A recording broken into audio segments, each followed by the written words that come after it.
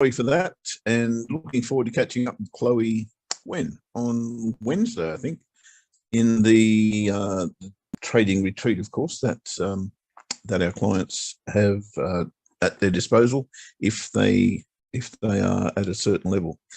I'm to go into what I'm looking for this week, and we'll start with the game changer bars, the weekly game changer bars. Game changer bars for me, of course, are bars or candles, in this case, for most of us, that are potentially change of direction from the previous week, before last week, if that all makes sense. In other words, a candle that is suggesting that we go in a certain direction. Let's have a look at them. Well, there are 6, I think, in total. 1, 2, 3, 4, 5, 6 in total this week. And the first of them is this one, Australian dollar versus the Canadian dollar. In fact, the commodity currencies are featuring heavily this week in my game changer analysis. What I do see here is clearly a double bottom that is forming. I don't say that it's formed just yet, but the potential is certainly there. Last time we had pretty much exactly the same thing, but the interesting part here is that we had an engulfing bar off this level, which is what, 89.20 odd, and this time we don't. So I'm just not that keen on trading this long at the moment. The criteria is met because we've got a new low and it's closed on or near its high. That's the criteria that I need for trading long. But really what they do, rather than give me an entry, is give me a directional bias for the week, and only for the week.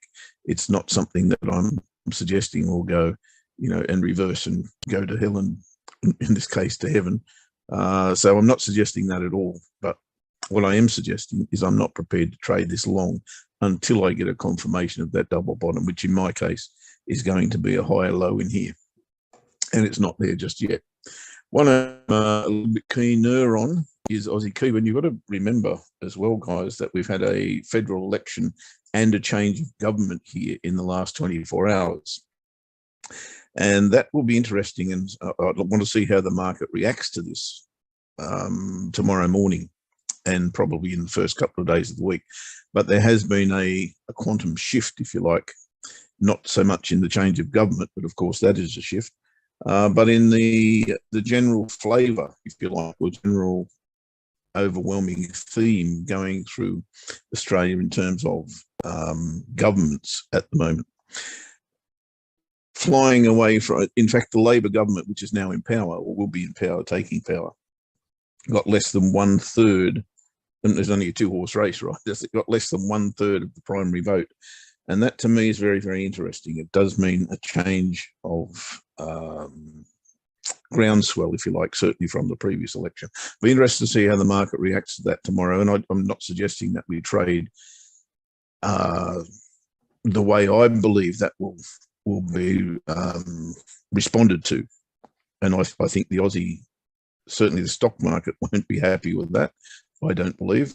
And I think the currency market will not tread kindly on the Aussie either as a result of the election. I'm no economist, and I'm not suggesting that you take any particular notice of what I'm saying, but if you do see some downside in the Aussie, I would suggest that that is probably the reason, or one of the reasons, let's put it that way. So Aussie Kiwi is definitely on my watch list. It's an interesting place that we find it, of course. We have a trend line break. We have a lower high in place. What we don't have is a clear lower low. So I've got to see this area cleared and retested before I'd get interested. There's a little bit of a close below that trade line. So a bull bar here tomorrow would get me interested on Tuesday morning. But it really, I'd like to see an entry down here rather than, at the support level. And it's recently strong. You can see resistance through here and support through here. So it's going to be tough to trade short at this level. Again, I want to see what the market, or how the market reacts to that Aussie change of government. I am favouring downside. I've got to say that for the Aussie. CAD Swiss is the next on our list, and CAD Swiss massive bar, and that's why I asked Ash the question that I did, and he put a very, very good spin on this. the fact that we've seen this go up, up, up, up, up, and gravity seems to have taken hold here. It's a whole big statement though. Massive bearish engulfing bar here on CAD versus Swissy. I said the Swissy had a good week last week, not only against the CAD, but against a bunch of currencies. So I think this is probably a reflection of the strength of the Swissy rather than the weakness of the CAD, and the fact that Ash spoke about, it's come off its highs because gravity takes over and people just take profits. And I think this is probably a good one to take a closer look at. And sorry, that is a closer look. It's not what I was really looking for. Closer look I was looking for is the level that we're about to or perhaps we're about to retest. It's been very, very strong for about 12 months, a bit more than 12 months, and price then back in February, March, rather, broke through this, and this is the pullback off that. If it came back to that level, the retest, if you like, then I think that's a great place to look for longs on CAD Swissy. A lot depends on, of course, you're talking a commodity currency versus a risk-off currency, and world events will play their part, no question. But I think technically that's a very, very good place to be looking. CAD yen is the next one. CAD yen is not a game changer bar, but whilst I'm here, you can see that there's a little bit of a rounding off. I'm not sure where that level is that we need to retest before we can look for longs here, but I think I'd be leaving this one off. Frankly, it's not on the list, and I don't know why I've got that highlighted. I should get rid of it. There you go, it's done. Next one is, in fact, pound Kiwi. Now, pound Kiwi, I've been a bull on for quite some time, or I've been bullish on it for quite some time. Yet very, very difficult to catch this one. Last week, sorry, that's last month. Last week it came off the low. The week before that we got her down, and last week we came almost to the breakout area. We broke out, we came back, and that's exactly what we're seeing in last week's candle. So therefore, that's a game changer bar to the downside. I think there's probably room for that. We've got a clear double bottom sitting here. It's a mess, to be fair. But the game changer bar is saying go short. I have no reason to think that's not possible. And looking at this chart, the range that we're in on the daily doesn't really give me a whole lot of confidence in going short at this level. So I'm going to give this one a miss. But really, my focus is not on this week coming. It's on the week after. So I'd like to see a pullback maybe to that level and look for longs then. That's a little bit out of our range at the moment, but I think that's where I'm headed. The next one is Kiwi CAD. Sorry, I'm filling a lot of time here. Kiwi CAD seems to be on the run here on the daily chart, weekly chart. For that reason, it's showing us a game changer bar. Again, not an engulfing bar, so I'm not that confident that this can actually go for a distance. What I do see is a horizontal level up here that's recent, the previous low. That confident, I've got to say. But if it does pull back and give us a higher low on the daily chart based on that turnaround point back to here, higher low, okay, I get interested. But at this point, no, I'm not going to trade that weekly game changer bar. The last of them is, dollar Swissy. Now, we've spoken on the Trading Buddy show a whole lot about the dollar index and how it was at, again, that gravity point where gravity is sure to take over at some stage and pull the market back. I think dollar Swiss is a good representation of that. The problem that we've got here, the weekly chart, of course, the game changer bar is a massive bearish engulfing bar. The problem that we've got here is that's one candle versus all of this. And do we then go, oh, this is crashing, it's going to the dogs or going to hell in a handbasket? I think Ash covered that very, very well in saying that the market is so overcooked, it just had to come down. And again, I think gravity is playing its part.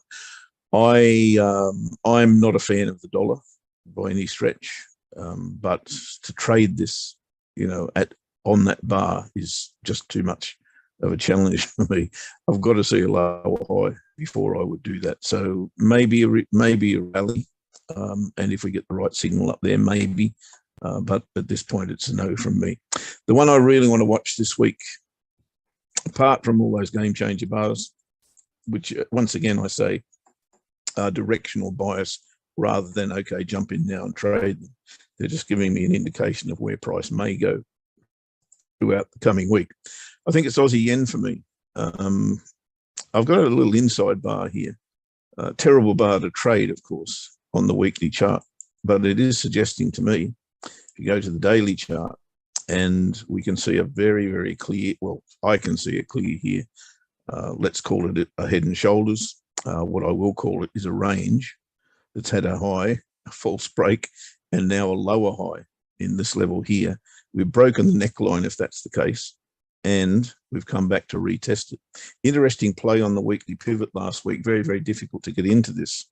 And I was very cognizant that I wanted to get into this short after it retested this level.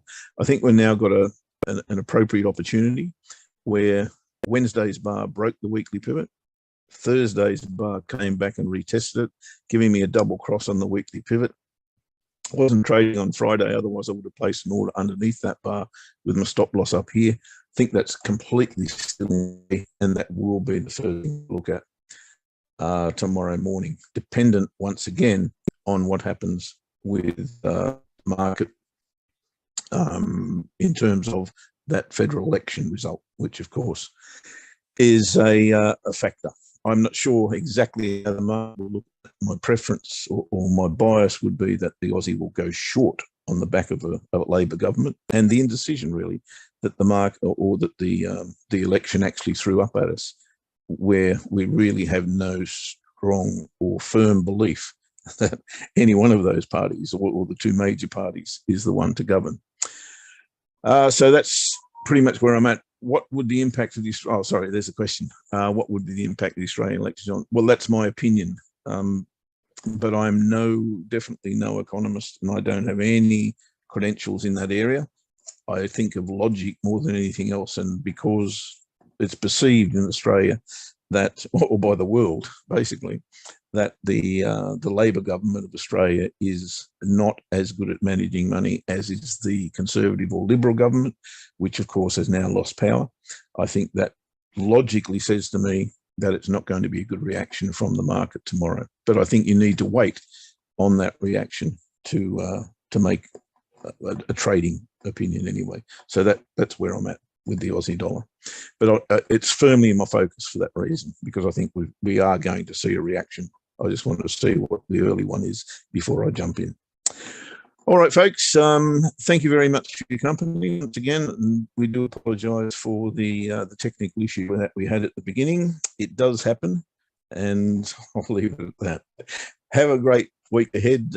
Enjoy yourselves. Don't forget, no trading buddies tomorrow or Thursday. In fact, there's none of the YouTube shows or the free shows going out on Wednesday or Thursday due to the internal trading retreat. So if you're involved in the trading retreat, or if you are in Singapore attending the trading retreat, a wonderful week. Don't forget to tune in, listen, make some notes. Look, there's a whole lot of stuff going on there. A lot of information will come your way. Enjoy it, consume it, and use it. Have a great week ahead, guys. Bye-bye.